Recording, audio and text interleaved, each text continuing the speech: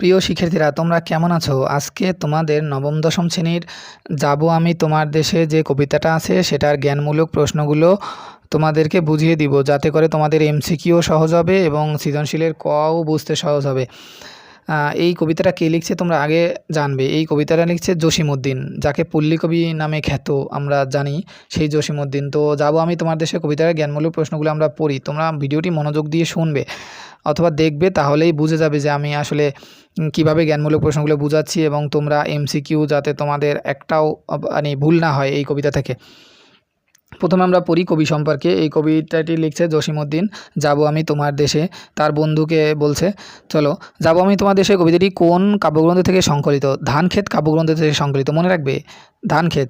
কবি জসীমউদ্দীনের জন্মস্থান কোথায়? কবি জসীমউদ্দীনের জন্মস্থান ফরিদপুর জেলার তাম্বুলখানা গ্রামে। তাম্বুলখানা গ্রামে, ফরিদপুর জেলার। জসীমউদ্দীনের জন্মসাল কত? 1903 খ্রিস্টাব্দ। 1903 খ্রিস্টাব্দ মানে 1903 সালে জন্মগ্রহণ করে জসীমউদ্দীন। পল্লী কবি উপাধিতে কে খ্যাত? একটু উল্টাই প্রশ্নটা করছি। জসীমউদ্দীন। যদি এখানে বলে জসীমউদ্দীন কী নামে পরিচিত, তাহলে লিখবে পল্লী কবি নামে পরিচিত। কোন কবিতার মাধ্যমে জসীমউদ্দীনের প্রতিভা ছাত্র জীবনেই প্রকাশিত হয়? কোন কবিতার মাধ্যমে তিনি ছাত্র জীবনেই কবি হিসেবে পরিচিত হয়েছেন? তোমরা জানো, কবর কবিতার মাধ্যমে। তোমরা যদি এর আগের ক্লাসে পড়ে আসতো, কবর জসীমউদ্দীন লিখেছে, ওইখানে তোর দাদির কবর, যদি তোমরা এই কবর কবিতা শুনে থাকো তাহলে। ডালিম গাছের তলে অবশ্যই পড়েছো। এরপরে কবর কবিতাটি কোন শ্রেণীর পাঠ্যপুস্তকে অন্তর্ভুক্ত হয়? প্রবেশিকা বাংলা সংকলনে। প্রবেশিকা বাংলা সংকলনে অন্তর্ভুক্ত হয় এই কবিতাটা প্রথম।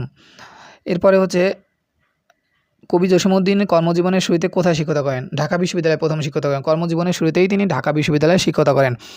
কবি জসীমউদ্দীন সরকারি চাকরিতে কোথায় যোগ দেন? সরকারি তথ্য ও প্রচার বিভাগে যোগ দেন।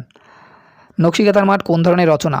এটা হচ্ছে একটা কাব্য, তবে তোমরা এখানে কাহিনী কাব্য লিখতে পারো, তাহলে বেটার হবে। নকশিকাঁথার মাঠ হচ্ছে কাহিনী কাব্য। জসীমউদ্দীনের একটি ভ্রমণ কাহিনীর নাম কি? চলে মুসাফির। চলে মুসাফির হচ্ছে জসীমউদ্দীনের ভ্রমণ কাহিনী। কবি জসীমউদ্দীন কোন সম্মানসূচক ডিগ্রি পান? বিশ্বভারতী বিশ্ববিদ্যালয় থেকে ডিলিট ডিগ্রি পান।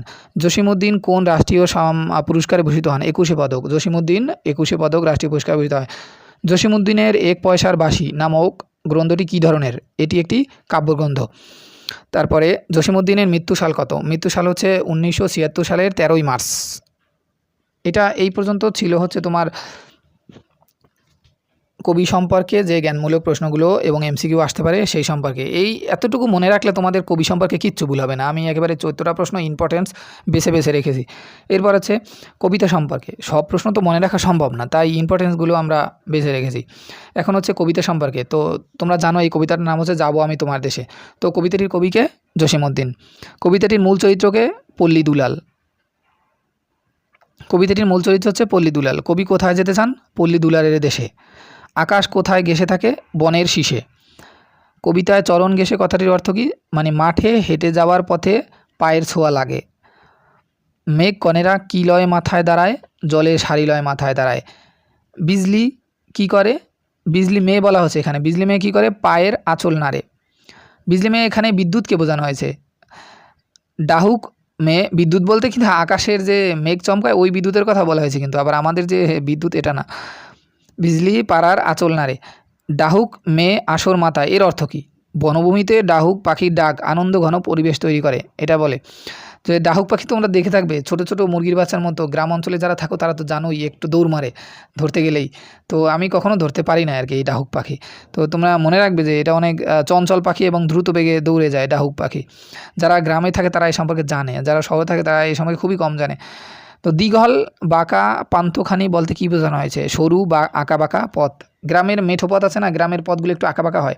এখানে দীঘল বাঁকা পান্থখানি। এখানে তোমাদের আমি জ্ঞানমূলক বুঝাচ্ছি না, তোমরা কিন্তু অনুধাবনও বুঝে যাবে যদি মনোযোগ দিয়ে শোনো। ধান কাউনের ক্ষেতের মধ্য দিয়ে কোনটা গেছে? সরু পথ গেছে ধান কাউনের ক্ষেতের। হাবা মেয়ের সিথির মতো কি বর্ণনা করা হয়েছে? পথের আঁকা বাঁকা রেখাকে। এখন যদি প্রশ্নটার উল্টাও দেখো কি হয়। পথের আঁকা বাঁকা রেখাকে কিসের সাথে তুলনা করা হয়েছে? হাবা মেয়ের সিথির সাথে। যেমন এটা আসলে একটা হাস্যকর। যদি কোনো মেয়ে একটু হাবা টাইপের মেয়ে, এরা যদি তোমার সিথি করে মাথা, তাহলে একটু আঁকা বাঁকা হয় না? তো এইটার কথা বলা হয়েছে যে আঁকা বাঁকা সিথির সাথে। এটা কিন্তু আসলে কোনো ইনসাল্ট না, এটা হচ্ছে একটা মানে একটা মজার, কবিতার ভিতরে একটা মজা দেওয়ার জন্য এটা বলা হয়েছে যে আঁকা বাঁকা রেখাকে। আর কবিতায় উপমা ব্যবহার করা হয় না, সেই উপমা ব্যবহারের জন্য বলা হয়েছে। গাজনতলির মাঠ কি? গাজনতলির মাঠ হচ্ছে একটি খোলা মাঠ যা ধর্মীয় উৎসব গাজনের স্থান। হ্যাঁ, এটা ধর্মীয় উৎসব হয়, ওইটার নাম দিয়েছে। গ্রাম অঞ্চলে বিভিন্ন উৎসব হয় না, যাত্রাপালা বা বিভিন্ন ধরনের উৎসব হয়, ওইখানে একটা গাজনের স্থান, এটা যে কোনো একটা ধর্মীয় স্থান হবে, কত ধর্মের অনুষ্ঠান থাকে। কদমকলি কোথায় ছড়ায়? কদমকলি পথে মুঠিয়ে, মানে কদমতলি, প্রশ্নটা হচ্ছে কদমতলি কোথায় ছড়ায়? পথে ছড়ায়, কদমতলি পথে ছড়ায়। বনের পাতা মেলে কে চলে? কে বনের পাতা মেলে চলে? গ্রাম্য মেয়ে, এটা মনে রাখবে, গ্রাম্য মেয়ে বনের পাতা মেলে চলে। এই প্রশ্নগুলো তোমরা যদি প্রশ্ন উত্তর দুইটা মুখস্থ রাখবে, তাহলে উল্টাপাল্টা যেরকম আসুক না কেন সহজে বুঝতে পারবে। বাতাসে কি ভেসে আসে? নাম না জানা ফুলের সুবাস। কবি কাদের সঙ্গে খেলতে চান? দস্যিপাড়ার ছেলেদের সঙ্গে। দস্যিপাড়ার ছেলে বলতে এখানে তোমার কি বোঝানো হয়েছে তোমরা বলো? দস্যিপাড়ার ছেলে বলতে দুষ্টু ছেলেদের বোঝানো হয়েছে। গ্রামের ছেলেরা বেশি, তারপর শহরের দোষীপাড়া, পাড়া এখানে তো মূলত কবিতা গ্রাম সম্পর্কে বোঝানো হয়েছে। তো গ্রামের কিছু কিছু দুষ্টু ছেলে আছে যারা সারাদিন তোমার ঘুরে বেড়ায়, মানে বনে বনে পথে পথে, এদেরকে একটু দুষ্টু ছেলে বলা আছে, দস্যি ছেলে। দস্যি বলতে দুষ্টু বোঝানো হয়েছে, দস্যি ছেলে বলতে বোঝাচ্ছে এদের সাথে খেলতে চান। কবি ধলদিঘিতে কি করতে চান? সাঁতার কেটে রক্তকমল তুলে আনতে চান ধলদিঘিতে। এখন যদি প্রশ্ন উল্টায়, কবি সাঁতার কেটে রক্তকমল তুলে আনতে চান কোথা থেকে, তখন তোমরা এখানে ধলদিঘি লিখবে। এখন দেখো, এত যদি প্রশ্ন আমি বলি তাহলে ভিডিওটি 30 মিনিটের ওভার হবে, তাই একটু বুঝে নেবে যে এলোমেলো করে যদি প্রশ্ন আসে তাহলে দিবে। শাপলা লতা দিয়ে কি হবে? তিনি পায়ে জড়িয়ে ঢেউয়ের সঙ্গে দোল খাবে। শাপলা লতা পায়ে জড়িয়ে ঢেউয়ের সঙ্গে দোল খাবে পানিতে। দিঘির ঝিলমিল কি উৎসব বোঝায়? লীলা কালো উৎসব বোঝায়। দিঘির যে ঝিলমিল এটা বোঝায় লীলা কালো উৎসব। মাটি মার বলতে কি বোঝায়? গ্রামের সাধারণ মাটির যে স্পর্শ এটাকে বোঝায়। তবে এটা কিন্তু একটা প্রতীকও বোঝায়, তোমার বোঝায় যে গ্রামের মাটি মানে গ্রামের প্রতি একটা ভালোবাসা, গ্রাম অঞ্চল যে এতটা সুন্দর, এইটার ভালোবাসার প্রতি বোঝানো হচ্ছে যে মাটি বলে বোঝায়। কবি পাখির সঙ্গে কি করবেন? ভাব করবেন, কথা বলবেন। ফুলকে তিনি কি মনে করেন? বিয়ের কনে মনে করেন। এই কবিতায় আবার এই যে যাব আমি তোমার দেশে কবিতায় কবি ফুলকে বিয়ের কনে মনে করেন। ময়না কাটা কিভাবে আচরণ করবে? উত্তরীয়তে জড়িয়ে যাবে। উত্তরীয় বলতে কিন্তু কি বোঝায় জানো? চাদর। যদি কবি যখন হেঁটে যাবেন চাদর গায়ে দিয়ে, তখন কিন্তু ময়না কাটা তার চাদরে জড়িয়ে যাবে। এটা একটা তার অনুভূতি যে এটা একটা ভালো লাগা। এইতে ময়না কাটা তার চাদরে জড়িয়ে যাবে, মনে হয় যেন কাটা গায়ে লাগলে তো ব্যথা লাগবে, কিন্তু বিষয়টা এমন না। গ্রাম অঞ্চলের একটা প্রকৃতি অনেক সুন্দর। কবি এই যে উপমাগুলো ব্যবহার করেছেন যে তিনি যখন হেঁটে যাবেন তার চাদরে ময়না কাটা জড়িয়ে যাবে, হ্যাঁ, তখন আর কি এটা একটা অনুভূতি, গ্রাম অঞ্চলের একটা অনুভূতি বোঝায়। তো এঁটেল মাটি কি করে? এঁটেল মাটি হোঁচট লাগায়। এঁটেল মাটি কি তোমরা যদি জানো, এটা একটা হচ্ছে তোমার একেবারে পরিষ্কার মাটি, যেখানে কোনো বালু বা অন্য কোনো মিশ্রণ থাকে না, তখন এই এঁটেল মাটি একটু পিছলে হয়।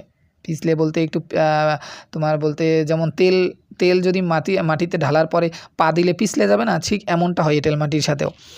হোঁচট খাবে, কবি এঁটেল মাটিতেও হোঁচট খাবে। কবি কার কাঁধে হাত রাখেন? কবি পল্লী দুলালের কাঁধে হাত রাখেন। কবি পল্লী দুলালকে নিয়ে কোথায় ঘুরবেন? তিনি উদাস বেশে বন বিথির পথে ঘুরবেন। মেঘের মতো তুলিতে কি আঁকা হয়েছে? মেঘের মতো তুলিতে বনের ফুল আঁকা হয়েছে। মনে রাখবে, তুমি যদি উল্টায় প্রশ্ন করে বনের ফুল আঁকা হয়েছে কিসে, তাহলে মেঘের তুলিতে।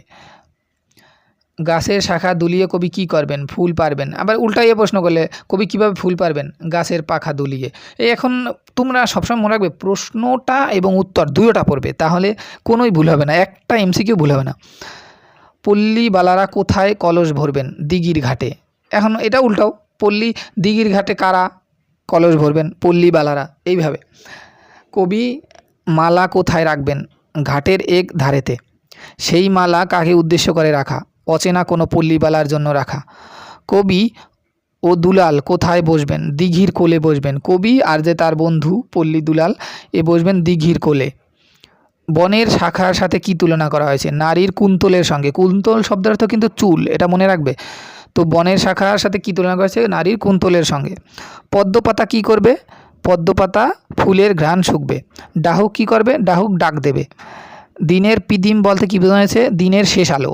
দিনের যে শেষ আলো বিকেলের একেবারে সন্ধ্যা সন্ধ্যা হয়ে যায় না, এটারে বলে দিনের পিদিম, মনে রাখবে, দিনের শেষ আলো। কুহেলির কালো কারা কি বোঝায়? কুহেলির যে কালো কারা আছে না, এটা এই শব্দটার অর্থ কী আগে এটা বুঝো। কুহেলির কালো কারা বলতে বোঝায় রাতের ঘন আধার যা দিঘি ও বনকে ঢেকে দেয়, এটাকে বলে কুহেলির কালো কারা। আমি যে এই যে জ্ঞানমূলক প্রশ্নগুলো তোমাদের জন্য লিখেছি এত কষ্ট করে, তোমরা যদি মনোযোগ সহকারে না শুনো তাহলে তোমরা ভালো করে অ্যান্সার করতে পারবে না এবং আমার এই যে লেখাটাও সার্থক হবে না। তো মনোযোগ দিয়ে ভিডিওটি শুনবে, তাহলে তোমাদের গাইড বই এগুলো এতটা ইম্পর্টেন্ট না, এগুলো পড়তে হয় না যদি তোমরা ভালো করে মেন বই পড়ো, কারণ এই মেন বই থেকেই প্রশ্ন করা হয়। প্রশ্ন মেন বই থেকে, গাইড যারা বানিয়েছে তারাও কিন্তু এই মেন বই থেকেই প্রশ্ন করেছে। আমি এগুলো মনোযোগ দিয়ে তোমাদের জন্য লিখেছি। দেখো, পল্লী দুলাল বলতে কি বোঝানো হয়েছে? পল্লী মায়ের আদরের ছেলে, যে পল্লীর প্রকৃতির মাঝে বেড়ে উঠেছে। পল্লী মায়ের আদরের ছেলে, যারা গ্রাম অঞ্চলে যে সকল বাচ্চারা মায়ের আদরের থাকে তাদের কি পল্লী দুলাল বলে। সারাদিন ঘুরে বেড়ায়, হ্যাঁ, সহজ ভাষায় আমরা বলি আড্ডা মারে, এটা আর কি। শীর্ষে শব্দের অর্থ কী? শীর্ষে শব্দের অর্থ হচ্ছে মাথার উপর বা উপরের দিকে। বেত এখানে বলছে বেতস বন, এটা মনে হয় বেতস বন কী বোঝায়? বেতস বন বেত গাছের বন, এটা গ্রাম অঞ্চলে বেতস বনও বলে, বেত গাছের বন। তোমরা যারা গ্রামে থাকো তারা বেত গাছের বন দেখবে, আমি তো দেখেছি ছোটোবেলাতে। যারা শহরে থাকে তারা তো বেত গাছের বন দেখতে পারে না, তো এটারে বলে বেতস বন। দ্বিগল শব্দের অর্থ কী? দ্বিগল শব্দের অর্থ হচ্ছে দীর্ঘ বা লম্বা। আর এখানে দ্বিগলটা ব্যবহার হচ্ছে দ্বিগল দিঘির ক্ষেত্রে। দ্বিগল দিঘি মানে হচ্ছে লম্বা বা দীর্ঘ দিঘিতে না, এই শব্দটা এই কবিতায় ব্যবহার করেছে, দ্বিগল লম্বা। পন্থ শব্দটি কোন অর্থে ব্যবহৃত? রাস্তা বা পন্থ মানে হচ্ছে পথ বা রাস্তা।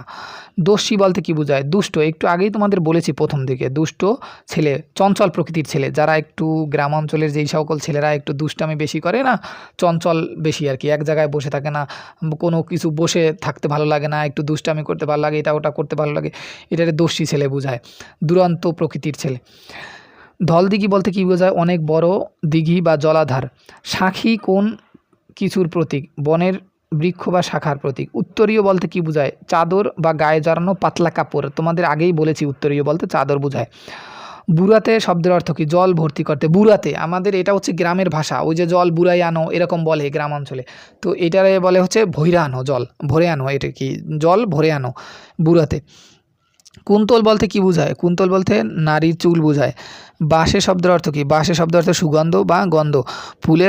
ফুলের বাঁশে বলতে বোঝানো হয়েছে ফুলের মিষ্টি গন্ধ। কুহেলি বলতে কি বোঝায়? কুহেলি মানে হচ্ছে অন্ধকার, কুয়াশা, শব্দের অর্থ হচ্ছে কুয়াশা, বুঝছো, বা ঘন অন্ধকার। যখন তোমার কুয়াশা হয় না তখন কিন্তু এটা অন্ধকারই হয়, তুমি যদি কোনো কিছু না দেখতে পারো তাহলে সেটা অন্ধকারই বোঝায়। কুয়াশায় কালো অন্ধকার আর এমনি অন্ধকার দুইটা আলাদা হয়। অন্ধকার বলতে তুমি যদি কোনো কিছু না দেখতে পারো সেটা তোমার কাছে অন্ধকার, যেমন কুয়াশা, এটার বলে কুহেলি, কুয়াশা বা ঘন অন্ধকার। অন্বেষণ শব্দের অর্থ কী? অন্বেষণ শব্দের অর্থ হচ্ছে অনুসন্ধান করা বা খোঁজা, এটার বলে অন্বেষণ, মনে রাখবে উচ্চারণটা হচ্ছে অন্বেষণ আর উপরটা হচ্ছে কুহেলি। কুহেলি বলতে বোঝায় হচ্ছে কুয়াশা বা ঘন অন্ধকার, তো কুয়াশাই লিখবে, কুয়াশাটা খুবই ইম্পর্টেন্ট। আচ্ছা, তো চলো, এই হচ্ছে আমি তোমার দেশে কবিতার জ্ঞানমূলক এবং যে প্রশ্নগুলো তোমাদেরকে বোঝাবেন 66টা জ্ঞানমূলক ছিল, এর বাহিরে একটা জ্ঞানমূলকও তোমাদের জন্য আসবে না আমি আশা করি, কারণ হচ্ছে এর বাহিরে আর কি থাকবে বলো, সবই বুঝিয়ে দিয়েছি তোমাদেরকে। তোমরা অবশ্যই আমার চ্যানেলটি সাবস্ক্রাইব করবে, যদি তোমরা এরকম আরও ভিডিও পেতে চাও তাহলে চ্যানেলের পাশে যে বেল আইকন আছে সেটাও ক্লিক করে রাখবে। আবারও দেখা হবে অন্য কোনো ইন্টারেস্টিং ভিডিও নিয়ে। যদি বুঝতে না পারো তাহলে ভিডিওটা পুনরায় আরেকবার দেখো। আজকের জন্য আল্লাহ হাফেজ।